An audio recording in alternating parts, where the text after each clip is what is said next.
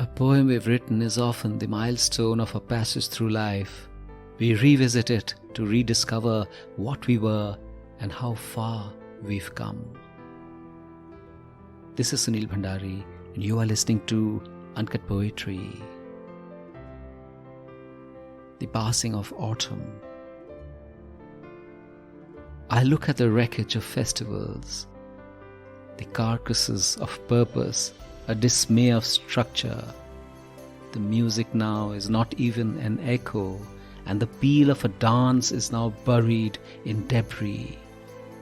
Chairs lie strewn, a disarray of comfort. Bulbs lie weary, their broken edges ready. And I, a passerby, contemplating the vagary of seasons, knowing the heartbreak of passages, meditating on how life is forever subservient to the day. There's no love like the hour, and when noise swirls in the world, it's the companionship of breath which saves souls with its being. So much of what we stand for is like the passing of what we care. Glory is often nothing more than hair as wind-blown ohm. The beloved's sigh at the end of sleep, the overhang of hope where nothing else grows.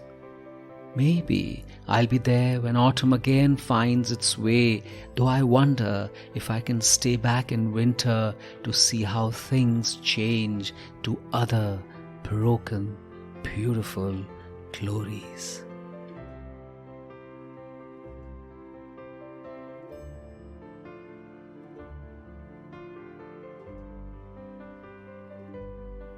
We are blessed that seasons and the seasons of our lives are marked by the pomp and grace of festivities. We welcome and we let go, we conjoin and we celebrate, and in both the comings and goings we are left forever changed. What is it about the passages of rituals that we are never left unmoved?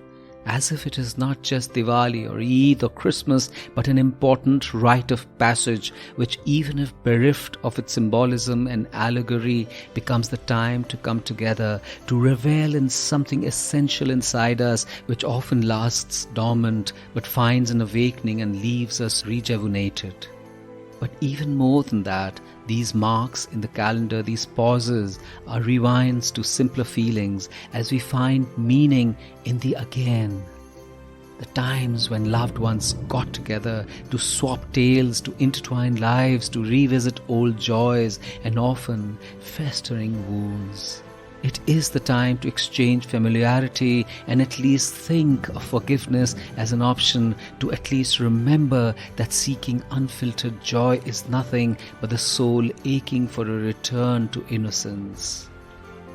In the liturgy of our lives, this is the familial moment, private with those who care, festive with those we revel in, revealing with those who are tender with our softest parts, and being a different person to ourselves. More than opening up, we involuntarily crack open. We are better for just being.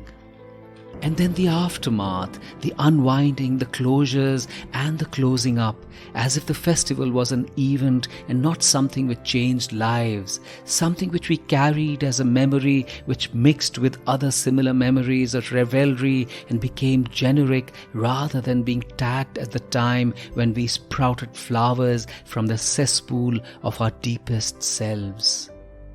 We could well be the goddess left adrift in uncertain currents, or a fir tree abandoned in a mothballed attic till another season.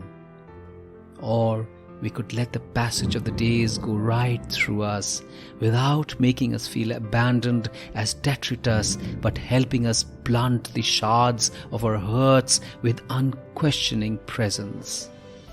Deep inside, we are ever so often only the hurt child who finds solace in an abandoned church, realizing in time that God also fought battles in the universe and the church was also his resting place.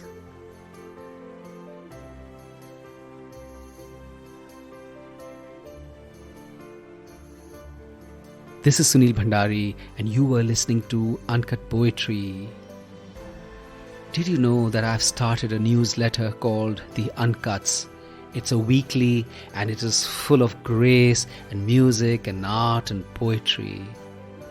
Get the link in the show notes. And did you like this episode? If you did, you must share it with someone you love. And why not follow Uncut Poetry on Spotify, Apple Podcasts, Ghana, JioSaavn, Google Podcasts, or anywhere you get your podcasts so you don't miss a single episode. See you next week.